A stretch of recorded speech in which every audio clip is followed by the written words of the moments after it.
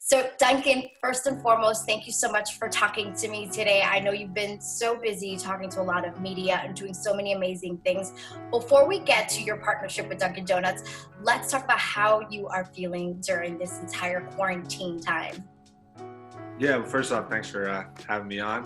Definitely different times, for sure. Definitely been an adjustment. I'm used to having kind of a set-in-place schedule, obviously with basketball being a big part of that. So it's been an adjustment, but still trying to find ways to be productive and, get creative and also, find some time for stuff that I've kind of been putting off. So trying to find the silver lining of it all, and then also, of course, staying inside and doing my part in that.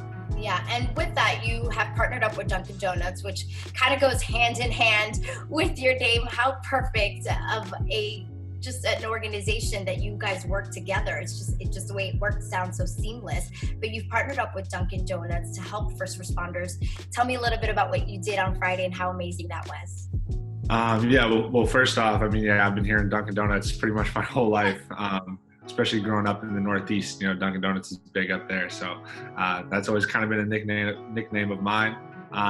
But yeah, I wanted to do something. Obviously, it's small compared to what some guys are doing across the league, but I wanted to just have a small part and help feed some mouths that could use it in this stressful time, and people that are on the front lines, sacrificing every day. Absolutely. You chose 3 organizations that people could actually help. Tell us how people can help.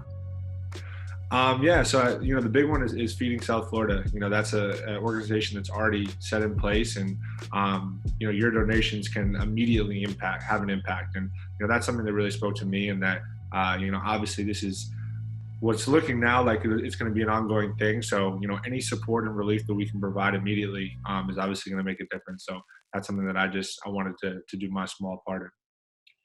Seeing the faces of these first responders when you going out there and giving them coffee and giving them just something to just put a smile on their face, how does that make you feel? It feels good. It's a small part of their day, obviously. What they're doing and the sacrifice that they're making, for the betterment of our country and our society is huge. And if I can provide any sort of relief, I'd be more than happy to do so. So, like I said, it's a small gesture on my behalf, but hopefully, it can make some sort of difference. So your mom is also a nurse. Correct me if I'm wrong. Yeah, she's a nurse practitioner in a family private practice back where we're from. So you know all too well about first responders and nurses and doctors being out there and putting themselves. What message do you have for all of the first responders, doctors and nurses that are out there working right now? Just thank you, first and foremost. Obviously, their sacrifice is huge, and it's what's making, managing this pandemic possible.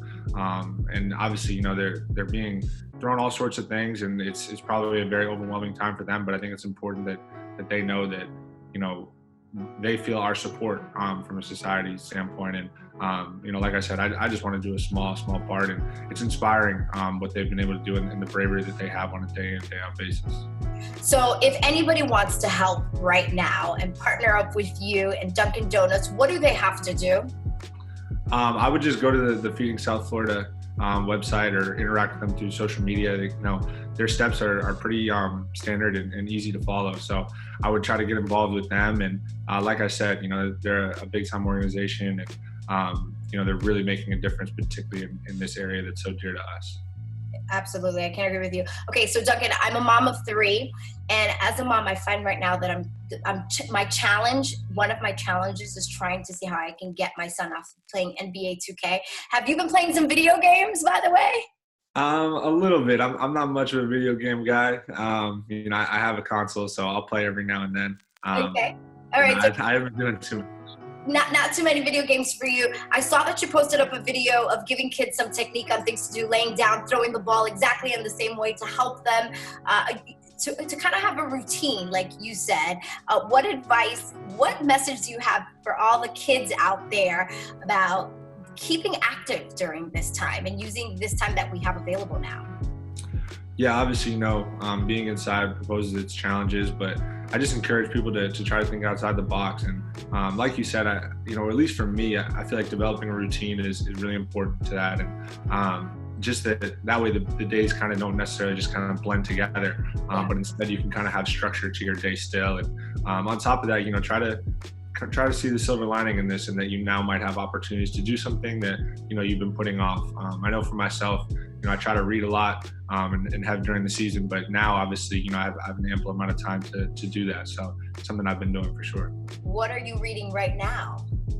Currently, I'm reading a book by Bryan Stevenson, Just Mercy. I've been a big fan of Bryan Stevenson for a while, and a movie came out about basically his life story. I think in December, and that movie really spoke to me. So I wanted to read the book and kind of get like full landscape of his story and kind of what he stands for. So I strongly recommend it. It's a great read.